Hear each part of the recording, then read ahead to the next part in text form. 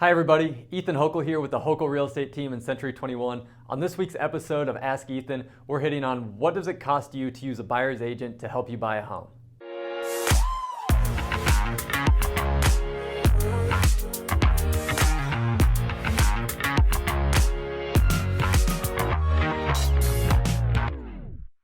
So one question we get from almost every buyer is, what is it going to cost me to use you to help me buy a home? Well, that's a great question, and that's an easy answer for us. Most of the time, you as the buyer are not paying any commission.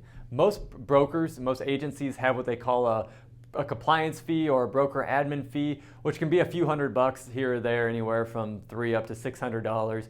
But as far as the commission goes, 95% of the time, the seller is going to be the one to pay the commission. And that's on any listed property. The seller has an agreement with the listing agent, the one who has the property listed for sale, that they're going to pay them a commission. And then they have an agreement with the buyer's agent, what we call a cooperative split. So then we get a cooperative split from that listing agent.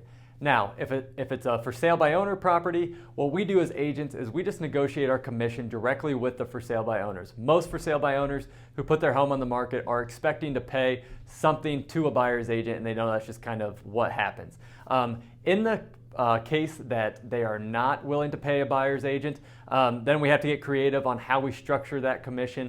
But that is very few times in my career. I've only maybe had that happen one time or two times where the seller didn't want to pay a commission, and then we just had to get creative with how we structured that and how that worked out. But most all the other times, the seller is going to be the one paying the commission. You're just going to have a very small fee, which actually gets tied into your closing costs at the end. So you just pay it at closing as part of your closing costs. And so if we're getting a credit from the seller for your closing costs, a closing cost credit, technically the seller will end up paying that as well. So hopefully you found this information useful today. Like always, if you have any questions, just shoot us a quick DM and we can go over any additional questions you have on the home buying or selling process.